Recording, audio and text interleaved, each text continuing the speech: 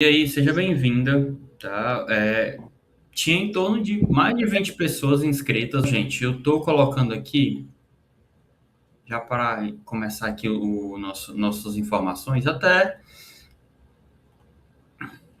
ó, tá aparecendo aí para vocês na tela, tá? O que seria, como é que a gente reage, aspectos biológicos. Eu vou trazer um estudo de caso, tudo de maneira simples e prática que a gente consiga ali entender e adaptar para o nosso dia. Esse aí sou eu. E aí, gente, a título de informação, tá? Que é a prática de atenção plena ou mindfulness. Bem recente, que tem apenas 2.500 anos e que ela vai trabalhar o aqui e agora, né? Trabalhar esse momento presente sem julgamento. Isso é o resumo da atenção plena. Eu queria que vocês se ajustassem, tá? Na cadeira, na poltrona, onde vocês estiverem. Se vocês acharem importante e quiserem ligar a câmera, podem ligar. Até é bom que eu interajo aqui com vocês. Fiquem despreocupados, assim que eu vou estar aqui olhando e a gente vai fazendo uma troca legal. Eu queria que vocês colocassem os dois pés no chão. Eu queria que vocês ficassem numa postura confortável, mas de maneira que vocês ficassem eretas. Tá bom? E aí vocês vão puxar pelo nariz uma respiração longa e puxar mais uma vez, bem curta, e soltar pela boca. E quando não aguentar mais, dá só mais uma e soltar pela boca. A gente vai tentar fazer isso 4 vezes. E aí depois eu vou justificar o porquê disso daqui. Tá bom? Então vamos lá. Postura, né? Se vocês acharem legal, ficarem com os olhos fechados ou com eles semi-abertos. Aí. Faz mais uma vez. Puxa pelo nariz. Puxa e solta. A última vez. Puxa e solta. Isso daqui, gente, é um tipo de respiração que a gente chama de suspiro fisiológico. Eu queria saber, antes de eu explicar aqui a intenção. Foi muito bom. Foi muito bom? Me concentrar foi um pouco difícil para manter a atenção no que eu estava fazendo e eu quase que dormi. O que é que a gente faz com essa prática? Então, essa é uma prática, ele é um sinal químico que vai estar trabalhando nesses alertas de emergência no chão. Quando a gente ajeita a postura, a gente está buscando, está nomeando, falando para o nosso corpo para ele ficar mais sossegado. Essa ancoragem, né, dos pés, do tronco, aqui a liberação do ar lentamente. E aí, já entrando aqui na temática de propriamente dita, ansiedade, eu já digo que não é. A ansiedade não é um defeito de fábrica, ele não é uma fraqueza de caráter. O que é ansiedade? Assim como o medo, a raiva, a felicidade, a alegria, a nostalgia, ela é uma emoção tal qual como uma outra. Ela que vai trabalhar essa questão, né, da biológica da gente de sobrevivência. E aí, essas maneiras exageradas, muito ou pouco, que vai fazer com que a gente vai entender e pense comigo.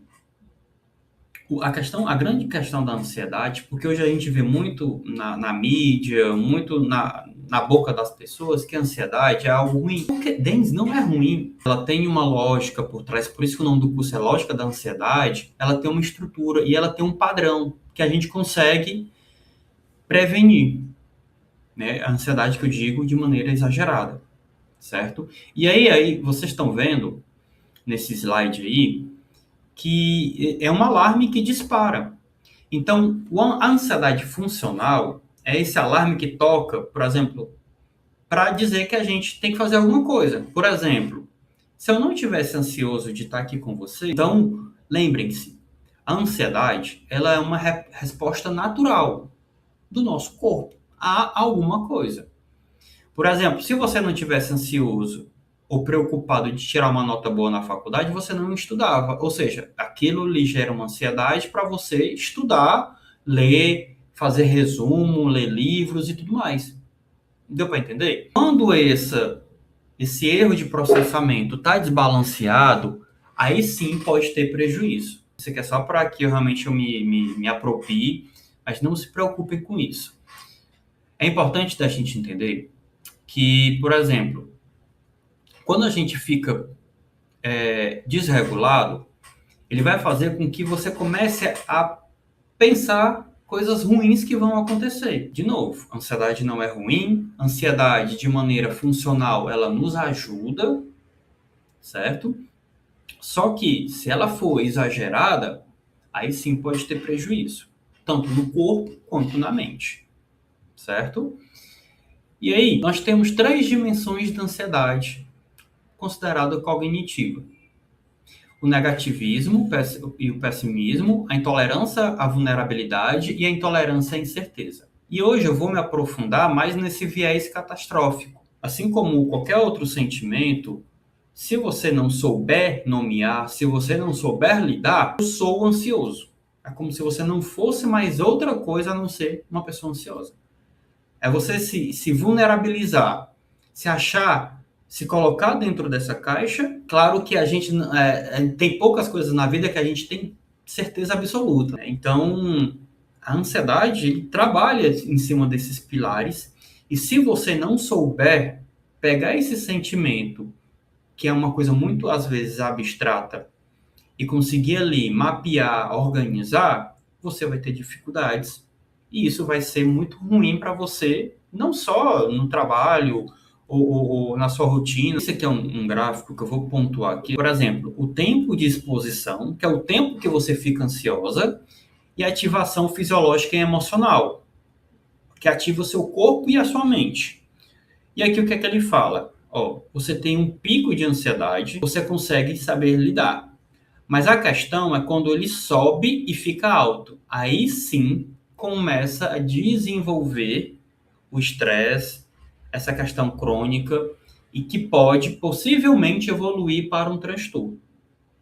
Entendeu? Quando sobe e desce, é um resumo, bem? Sobe. Quando tiver uma outra prova, a ansiedade vai subir, só que vai ser menos, porque eu já fiz uma vez. Então ela sobe, mas ela não sobe tanto e desce de novo. Se for uma questão muito forte, muito grave, e se manter, por exemplo, um estresse, né, pós-traumático, no momento. E quando eu falo de estressor, gente, não é só estressor de gente ele pressionando. Tudo isso são fatores estressores, que a longo prazo, de maneira assim persistente, ele vai trazendo esses benefícios, tá bom? Então aqui, de novo, quando a gente sobe e desce nesses pontos, a gente consegue manejar. O problema é se subir e por lá ficar, certo? Aqui eu trouxe uma equação, é isso daqui. O que é a equação de Paul Salkowski?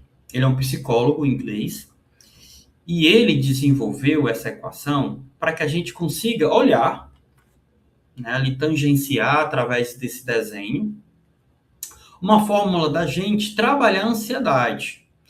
E aí depois, não sei se vocês vão estudar isso no futuro, foi ele que desenvolveu a teoria, né, comportamental para o TOC, né, transtorno para o transtorno, né? E aí ele fez com que isso, o transtorno obsessivo compulsivo, que é o TOC, foi ele a gravidade.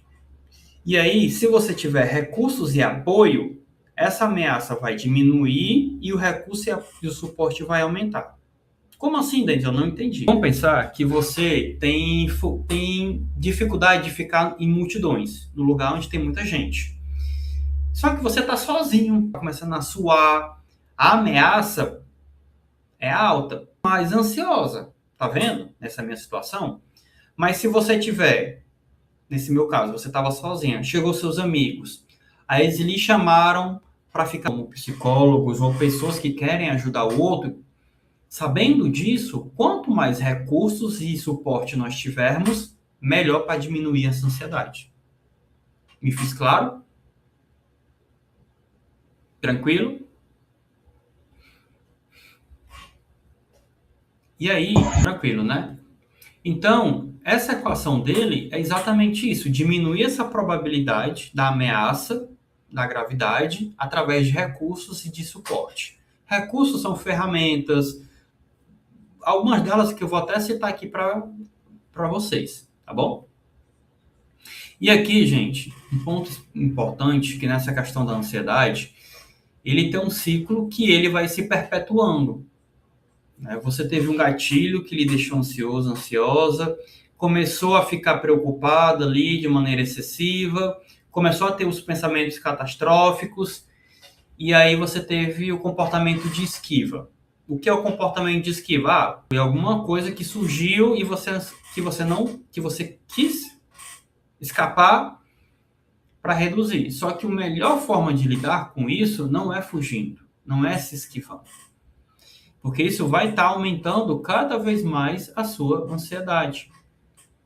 Tá? Então, por exemplo, toda vez que você vai fugir de algo que está lhe preocupando de maneira excessiva, ansiosa, mas o preço desse alívio é realmente dizer para o seu cérebro de que aquela ameaça é real e que você é uma pessoa incapaz de enfrentar. Isso ali é um perigo. Na próxima vez que tiver, a gente vai repetir isso em vez de enfrentar.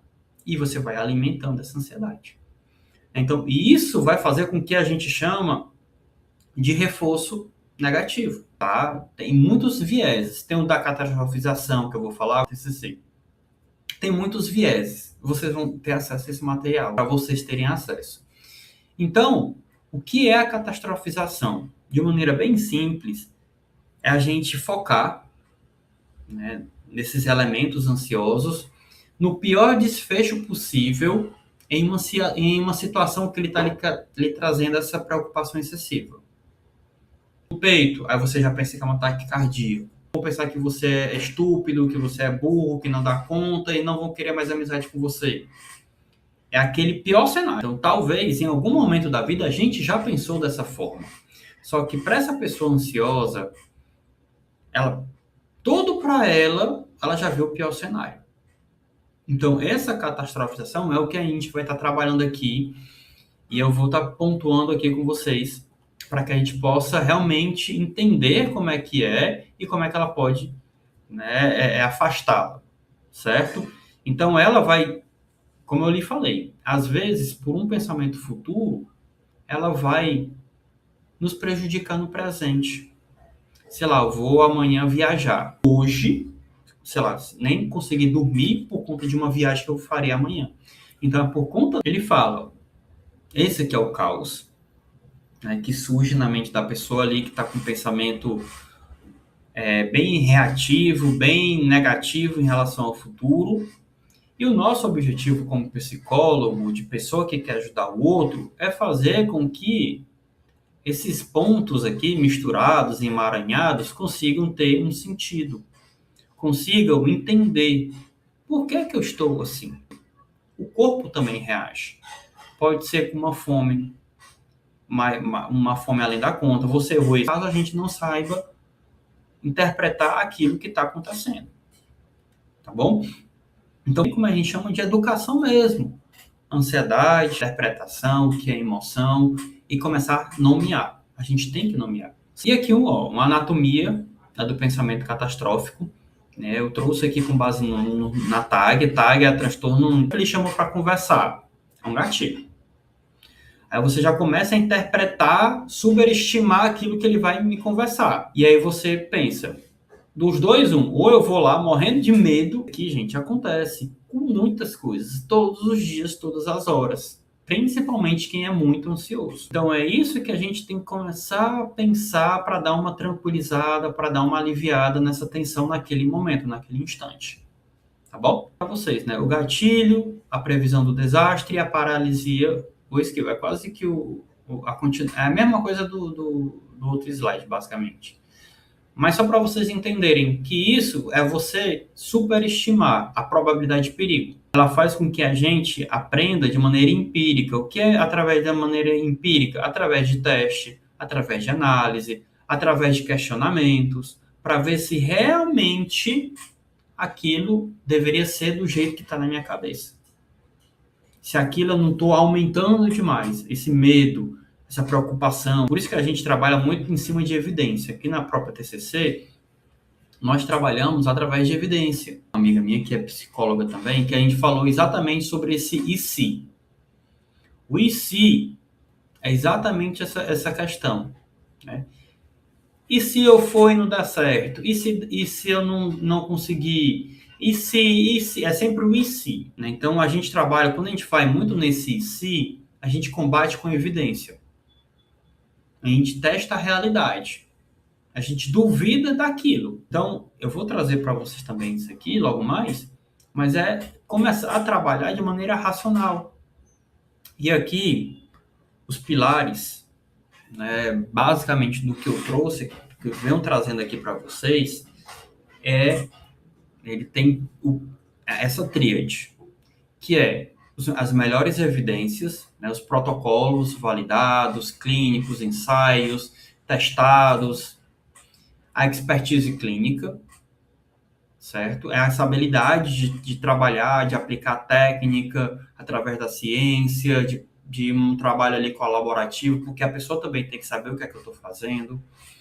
E também a subjetividade do paciente. Porque quando eu trabalho com um homem de 40 anos aqui de Fortaleza, ele pode ser totalmente diferente de um homem de 40 anos do interior de Minas Gerais. E tem ali seu contexto familiar. Então muda-se. Não é porque, sei lá, é um homem de 40 anos, por exemplo, aqui que eu estou dizendo, que é igual em todos os lugares. E isso também interfere. A terapia cognitivo comportamental, ela não é uma coisa com base no achismo. Eu acho que não.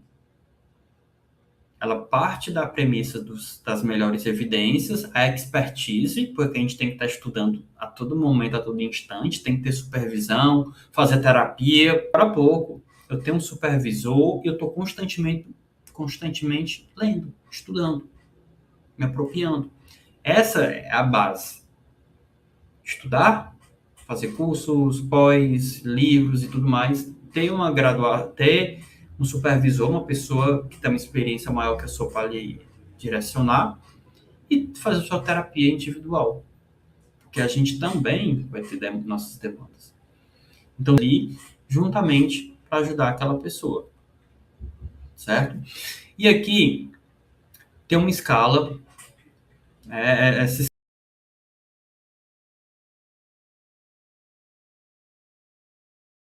ela é um instrumento brasileiro desenvolvido para avaliar aspectos cognitivos de pensamentos irracionais ligados à ansiedade.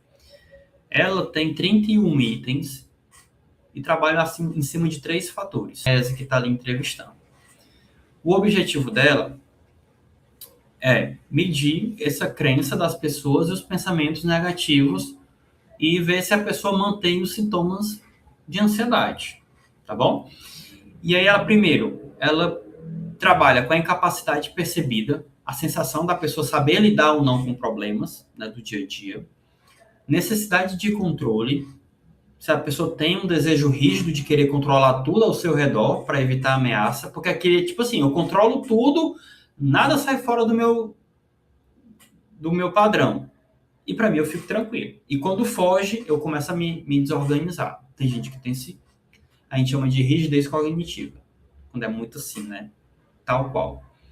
E essa percepção negativa de futuro. Isso aqui não é para limitar, isso aqui não é para usar, para definir quem você é só para a gente ter mais um ponto de atenção quando a gente vai fazer isso aqui com nossos pacientes. Tá bom? Isso aqui é um item de marcar, é bem tranquilo. Você tá ali, entender o que é, para depois explicar, para que não saia com nenhuma dúvida. Porque quanto mais autêntico, quanto mais honesto e sincero for a resposta, mais assertivo é ali para você fazer a tratativa. Tá bom? Reestruturação cognitiva é o máximo. Alguém já ouviu falar de reestruturação cognitiva? Bem simples, bem prática, para a gente não ficar nessa neura de querer saber decorar nomes. Mas Manuela, do que você usar, através de técnicas da própria psicologia, para identificar, questionar e trocar os pensamentos da pessoa negativos e automático por ideias mais realistas e saudáveis. Como eu falei, não falei há pouco, né? Você identifica. Fazer é um dos que eu mais uso na prática clínica, é o questionamento socrático. O que é que o questionamento socrático é? Em vez de você falar assim, eu vou errar tudo na prova e vou descobrir que eu sou burro. É um pensamento automático. E aí, aí você vai começar a trabalhar o questionamento socrático. O que é o questionamento socrático? Peraí, eu já tirei boas notas antes. Eu já estudei. O assunto é difícil, mas eu estou preparado. Ou seja, você está meio que reestruturando mentalmente, psiquicamente, uma ideia totalitária das outras notas. Vocês estão vendo que você pode pegar isso e falar, o assunto é complexo, eu posso cometer algumas falhas, mas isso não anula a minha capacidade. Você se sente emocionalmente abalado. O outro não. Tá tudo, vou dar o meu melhor. Isso vai fazer com que você fique mais tranquilo. Então, aqui vocês estão vendo uma das principais ferramentas, uma das mais utilizadas da TCC, que é esse questionamento socrático. Você reformular algum pensamento, mas aí você tem que sair do automático. Se você continuar no automático, você não testa essa realidade. E aí você continua sempre no mesmo ciclo. Outra ferramenta aqui, ó. Outra ferramenta aí para você, Manuela. Essa aqui, gente, a gente chama de cartão de enfrentamento. Ela vai trabalhar naqueles momentos de aflição, naqueles momentos que a gente está sobre sequestro emocional. Que a gente, como se a gente fosse uma emoção só. Eu sou só medo, eu sou só raiva, eu sou só ansiedade, eu sou só tristeza. E aí, nesses momentos que a gente está ali desregulado, que a gente está em crise, a gente pode puxar, a gente chama de terapeuta de bolso, né? Puxar um cartãozinho desse, que é específico para você. Geralmente, cartões de enfrentamento é próprio de cada pessoa, porque às vezes tem uma palavra que lhe remete a uma coisa boa, uma frase que lhe motiva, um trecho de música, um trecho de um livro. E isso vai fazer com que você racionalize mais e nesse momento que você está ali meio duvidando, você consiga se acalmar, você consiga ali ficar mais tranquila para lidar com aquela situação. Isso são os cartões de enfrentamento. Tá bom? Esses aqui são uma das formas mais simples. Para você por exemplo, eu tive uma paciente minha, uma jovem, que ela entrava muito em crise. Então a gente desenvolveu juntos cartões de enfrentamento. Mas era com coisas que ela gostava, que ela se acalmava, que ela entendia que aquilo ali, naquele momento de desconforto agudo, ela puxava e ela tranquilizava. Então ela tinha tipo 8, 10 cartõezinhos, pequenininhos mesmo, para naqueles momentos ela puxar. Ah, Denis, vai resolver? Não é que vai resolver a situação, mas ela vai ficar mais calma, mais centrada para poder lidar com aquilo. Isso aqui é mais uma ferramenta. Eu já apontei aqui para vocês do questionamento socrático. Esse aqui é uma outra ferramenta que é muito útil. Né? Assim, pode ser muito útil. Outra aqui, ó, desembaraçando o fio do protocolo socrático. Aqui é bem bacana. A descatastrofização, vocês entenderam? A gente pode trabalhar o questionamento socrático com ele, gente, em 3 formas diferentes. Isso até no vídeo que eu fiz com a minha colega, com a minha amiga, nesse podcast, eu falei exatamente sobre isso. O que é que foi? Quando você tiver uma coisa, tem 3 formas de você trabalhar isso com base no protocolo socrático, que é essa flexibilização cognitiva. Primeiro, o pensamento. Se o pior acontecer de fato, o que é que eu vou fazer com vocês? Meu chefe me chamou na sala dele. Qual é a pior coisa que me aconteceria? Ser demitido. Aí você já vai pensar num plano para que eu possa fazer caso eu seja demitido. Eu vou receber minhas contas? Essa é uma opção. Segunda opção, o melhor cenário. Em vez de ser demitido, eu vou ganhar um bônus ou eu vou subir de cargo. Ou seja, é o melhor cenário. Isso vai quebrar a rigidez desse aspecto negativo do cérebro e vai fazer com que você consiga pensar em outras possibilidades além daquela que era só negativa. Talvez não me demita, talvez ele não me dê uma bonificação. O que provavelmente ele pode acontecer realmente de antes? Pronto, esse é o mais provável. Então, vocês estão vendo, ao invés de eu pensar só no pior, vamos pensar também no melhor, e depois que pensar no melhor, a gente pensa no caminho do meio.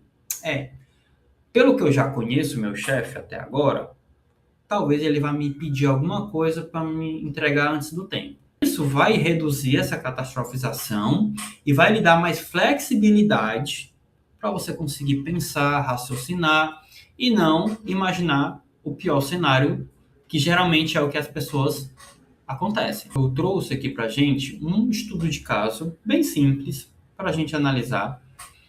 E aí, que é bem bacana, que ela vai trabalhar exatamente essa catastrofização que vem, né, de uma ansiedade muito grande, exacerbada, e que de fato pode realmente fazer com que isso vá trazer prejuízos ali para a gente. Eu vou ambientar vocês aqui de maneira bem pontual. Qual é o caso da Laura? Laura é uma moça de 20 anos, universitária. Ela vem de uma família mais religiosa, a mãe é uma pessoa que realmente tem um domínio muito grande sobre ela, o pai é meio que averso, assim, não tá nem aí para ela, a mãe tem um controle muito rígido com ela, e aí fez com que ela geralmente escutasse da mãe dela que não dá conta das coisas, que ela não consegue, que ela tá sempre errada, e isso desde a infância. E aí isso vai desenvolvendo uma crença nela. A gente chama aqui na TCC de esquema de desamparo. É como se ela nunca fosse capaz de fazer as coisas. Sempre precisasse de alguém, certo? E aqui, uma das coisas que acontece muito com ela é a questão da procrastinação. E aí, para pessoas ansiosas, a procrastinação não é preguiça, é uma estratégia que o seu cérebro utiliza para evitar o erro. Então, tipo assim, se eu não fizer, eu não vou errar. Se eu não errar, eu não vou ficar fragilizada, não vou me sentir culpada, eu não vou me sentir triste porque eu não errei. Ou seja, eu nem faço. Então, a procrastinação vem dessa ideia, deste pensamento, de maneira recorrente de não, que dificulta muitas coisas. E aí, com base nesse caso aqui, eu trouxe algumas formas de lidar com esse caso da Laura, com algumas ferramentas que eu trouxe aqui de maneira, né, anterior aqui com vocês, certo? E é importante que a gente veja, primeiro, tolerância ao mal-estar. É entender, né, ali no caso específico da Laura, que ela tem essa desregulação por conta das experiências de vida, por conta ali da relação dela com a mãe, e que a gente pode estar trabalhando isso para que ela fique regulada, para que ela possa usar algumas técnicas através de respiração, a técnica stop, que é para você parar e analisar corporalmente, posicionamento, técnicas de assertividade, para aprender a dizer não.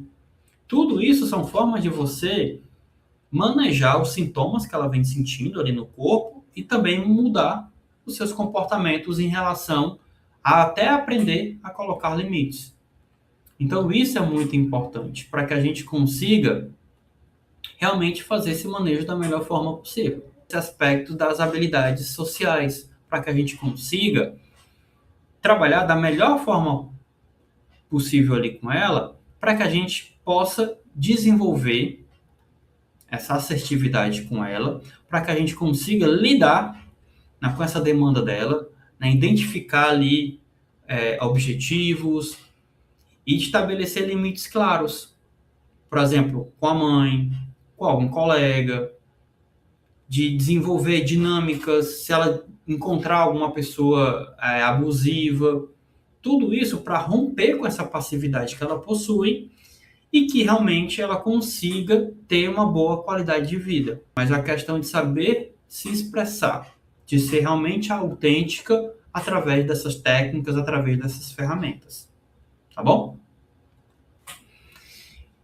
Aqui também né, o antes e o depois das crenças disfuncionais rígidas e também da crença flexível funcional, né? Não posso errar. Se eu errar, eu serei humilhada. É normal errar, o erro faz parte do aprendizado e todos podemos errar. Vocês estão vendo que é como se ela estivesse reformulando, reestruturando de fato alguma crença muito forte que ela possui. Eu sou incapaz e sou burra. A gente ajusta. Não ser boa em algumas coisas específicas não me define como incapaz. Eu não tenho nenhuma autonomia. Aqui ela pode falar. Mesmo que meus pais ainda me apoiem, eu posso tomar minhas próprias decisões. Então, gente, quando eu falo de flexibilização, ela não elimina a possibilidade do erro, mas ela elimina essa certeza da catástrofe, que é o que a gente está trabalhando aqui ao longo dessa aula, para que a gente consiga saber lidar com essas situações do cotidiano e faça realmente ali com que a gente tenha esse apoio das pessoas, tá?